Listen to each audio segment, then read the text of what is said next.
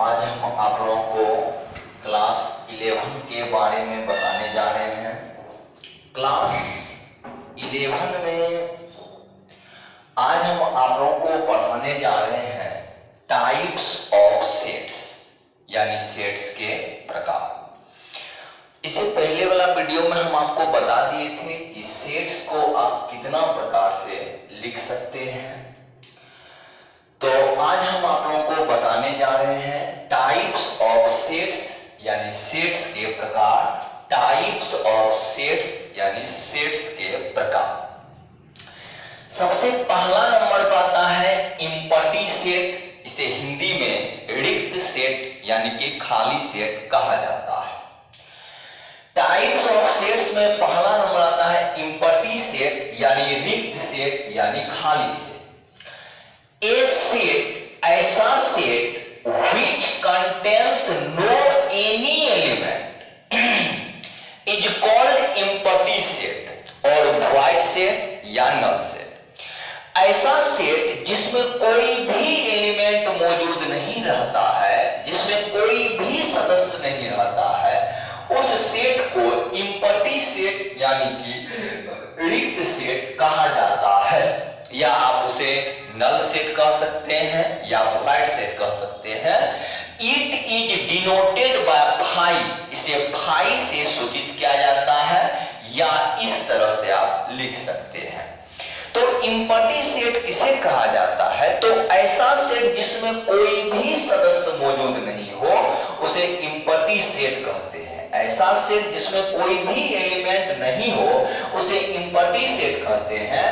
तो ए सेट यानी ऐसा set which contains no any element, जिसमें कोई भी एलिमेंट नहीं हो, is called empty set, उसे empty सेट कहा जाता है, उसे रिक्त सेट कहा जाता है और void सेट या उसे void सेट कहा जाता है या नल सेट कह सकते हैं।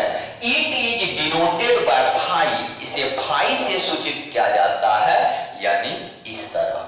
जैसे एग्जांपल के तौर पर set of all natural number less than 1 से छोटा सभी प्राकृतिक संख्या का सेट। तो 1 से छोटा कोई भी प्राकृतिक संख्या नहीं होता है, इसीलिए हम इस सेट को कहेंगे एम्प्टी सेट, यानी यह जो सेट है यह एम्प्टी सेट है, रिक्त सेट है। दूसरी बात, set of odd number divisible by 2, यानी 2 से विभाजित होने वाले विषम संख्या का सेट, यह भी एम्प्टी सेट है क्योंकि ऐसा कोई विषम संख्या नहीं है जो आपको 2 से विभाजित हो जाए। Set of all immortal man of the earth, धरती पर जो इमोर्टल मैन है, इमोर्टल में जो मरता नहीं है यानी जिसका डेथ नहीं होता है, उस आदमी का सेट। तो यह सेट भी एम्प्टी सेट है क्योंकि धरती पर ऐसा कोई आदमी नहीं है जो मरता नहीं है यानी जिसका डेथ नहीं होता है। Set of real number which square is negative, ऐसा कोई भी वास्तविक संख्या जिसका स्क्वायर करने पर निगेटिव हो जाता है, ऋणात्मक हो जाता है, तो ऐसा कोई भी नेचुरल नंबर नहीं है जिसको स्क्वायर करने पर निगेटिव हो जाए, तो इस सेट को कहा जाता है एम्प्टी सेट। तो एम्प्टी सेट जो होता है, एम्प्टी सेट वो सेट होता है जिसमें कोई भी एलिमेंट मौजूद नहीं होता है, तो हम उस सेट को कहते हैं एम्प्टी सेट। तो कोई पूछ दे एम्प्टी सेट किसे कहिएगा, तो ए सेट यानी ऐसा set which contains no any element, जिसमें कोई भी एलिमेंट मौजूद नहीं हो, is called empty set, उसे empty सेट और void सेट या null सेट कहते हैं। यानी ऐसा सेट जिसमें एक भी सदस्य नहीं रहता है उसे empty सेट कहते हैं। दूसरी बात, finite set and infinite set. Finite set and infinite set. Finite माने निश्चित सेट और इनफिनाइट माने अनिश्चित सेट, जिसमें सदस्य की संख्या अनंत हो। ए सेट यानी ऐसा set which is either empty, जो या तो खाली हो और contain संख्या डिफिनिट हो, ऐसा सेट जो या तो खाली हो जिसमें कोई भी सदस्य नहीं है, या उसमें सदस्य की संख्या जो है वह डिफिनिट है, यानी कि फिक्स है, 50 हो, 100 हो, 1 लाख, 2 लाख, 1 करोड़ फिक्स रहता है, तो उस सेट को कहा जाता है फिनाइट सेट। अदरवाइज अन्यथा it is called infinite set, अन्यथा उस सेट को इनफिनाइट सेट कहते हैं। तो कोई स्टूडेंट अगर आपसे पूछ दे कि फिनाइट सेट इनफिनाइट सेट किसे कहा जाता है, तो ए सेट यानी ऐसा set which is either empty, जो या तो खाली हो और contains definite number of element, या जो सदस्य की संख्या डिफिनिट हो, इज कॉल्ड फिनाइट सेट, उसे फिनाइट सेट कहते हैं। Otherwise it is called infinite set, अन्यथा उसे इनफिनाइट सेट कहते हैं। जैसे set of all natural number less than 5, 5 से कम प्राकृतिक संख्या का सेट, ये एक फिनाइट सेट है।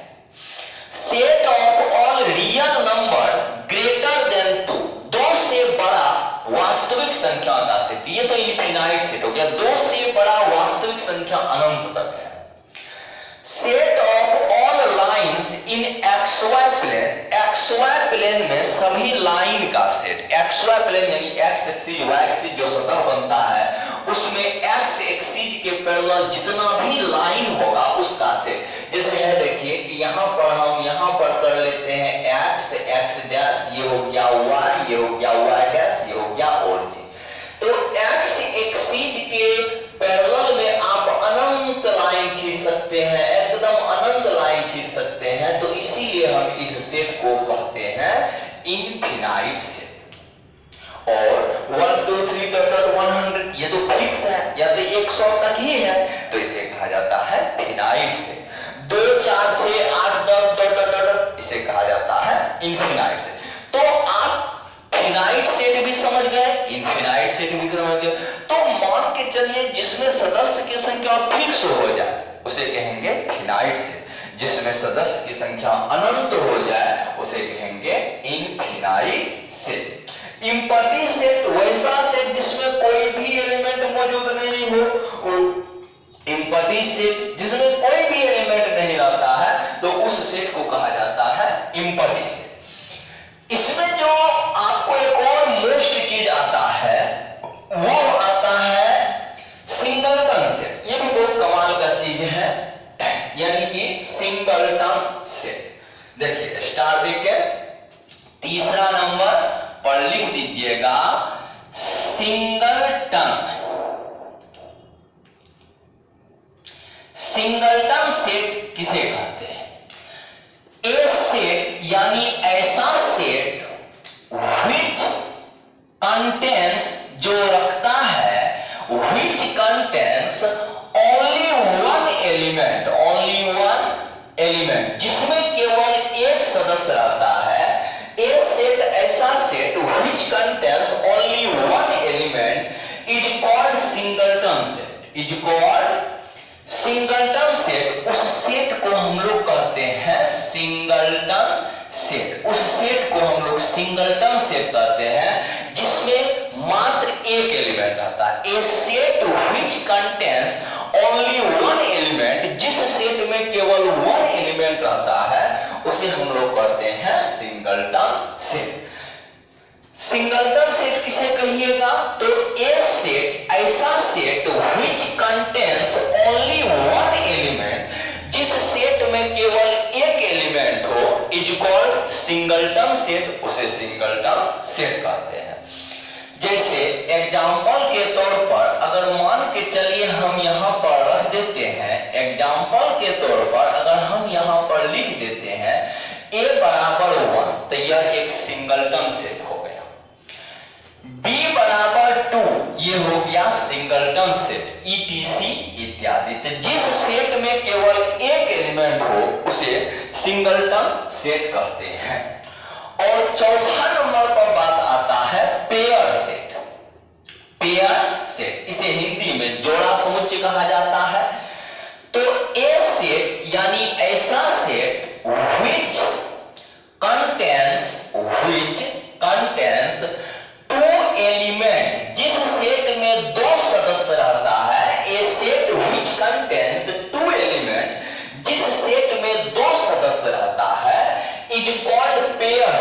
Is called pair set. उस सेट को पेयर सेट कहा जाता है। जिस सेट में सदस्य की संख्या 2 होती है उसे पेयर सेट कहते हैं। जैसे कि मान के चलिए कि हम यहाँ पर a बराबर a, b रख लेते हैं, b बराबर हम 1, 2 रख लेते हैं, c बराबर मान के चलिए l और m रख लेते हैं, etc इत्यादि। तो ये हो गया पेयर सेट। तो पेयर सेट वो सेट हो गया जिसमें एलिमेंट की संख्या जो होता है वह 2 होता है, उसे कहा जाता है पेयर सेट, ठीक ना। और सिंगलटन सेट ये हो गया जिसमें सदस्य की संख्या जो होता है 1 होता है, केवल 1, उसे कहा जाता है सिंगलटन सेट। अब हम आपको जो और बताने वाली बात है वो है सबसेट। आप लिखिएगा सबसेट, यहां पर लिखना है सबसेट। सबसेट को हिंदी में उपसमुच्चय कहा जाता है। सबसेट को हिंदी में उपसमुच्चय कहा जाता है। तो यहां पर देखिएगा कि a set A is said to be subset of set B if यदि every elements of A, if यदि every elements of A belongs to B, if every elements of A belongs to B, it is denoted by इसे सूचित किया जाता है A subset B, इसे इस तरह सूचित किया जाता है एंड रीड एज, और इसे पढ़ा जाता है कि A सबसेट B, इसे A सबसेट B पढ़ा जाता है, A समुच्चय B कहा जाता है। सबसेट को हिंदी में उपसमुच्चय कहते हैं, मुखिया उपमुखिया, उसी तरह सबसेट। बात समझे? तो सबसेट किसे कहते हैं यानी उपसमुच्चय किसे कहते हैं? तो ए सेट यानी ऐसा समुच्चय A is set to be subset of set B, वह बी का सबसेट कहा जाता है इफ यदि every elements of A belongs to B, अगर ए का प्रत्येक सदस्य बी में मिल जाए, अगर ए का प्रत्येक सदस्य अगर बी में मिल जाए तो ए जो होता है वह बी का सबसेट कहा जाता है। कब कहा जाता है सबसेट? अगर ए का प्रत्येक सदस्य बी में मिल जाए तो हम कहते हैं कि ए जो है वह बी का सबसेट है यानी उपसमुच्चय है। सबसेट यानी उपसमुच्चय का मतलब हो गया कि ए में जितना भी सदस्य होनी चाहिए वह बी में रहना चाहिए।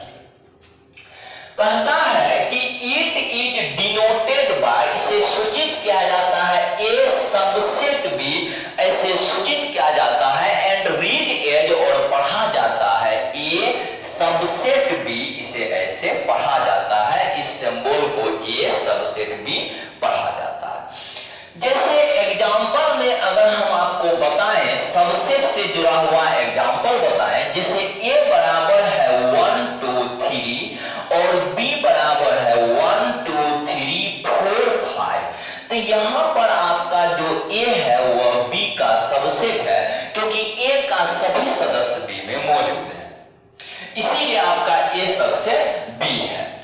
बट लेकिन यहां पर आप देख सकते हैं बी नॉट सबसेट ए, लेकिन बी जो है वह ए का नॉट सबसेट है, इसे नॉट सबसेट पढ़ा जाता है यानी उपसमुच्चय नहीं है, क्योंकि बी का प्रत्येक सदस्य ए में मौजूद नहीं है, इसीलिए आपका बी जो है वह ए का सबसेट नहीं है। लेकिन ए बी का सबसेट है क्योंकि ए का सभी एलिमेंट बी में मौजूद है, इसलिए ए बी का सबसेट है, लेकिन बी ए का सबसेट नहीं है।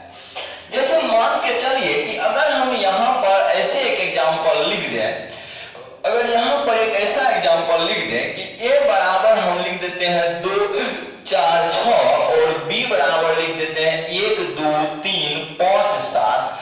तो यहाँ पर a का सभी सदस्य b में मौजूद नहीं है, तो आपका जो a है वह b का सबसेट नहीं है। तो ये हो गया नॉट सबसेट। तो सबसेट नॉट सबसेट। अगर a का सभी सदस्य b में हो जाए तो a b का सबसेट होगा, और अगर b का सभी सदस्य a में हो जाए तो उसे b a का सबसेट हो जाएगा। बात समझे?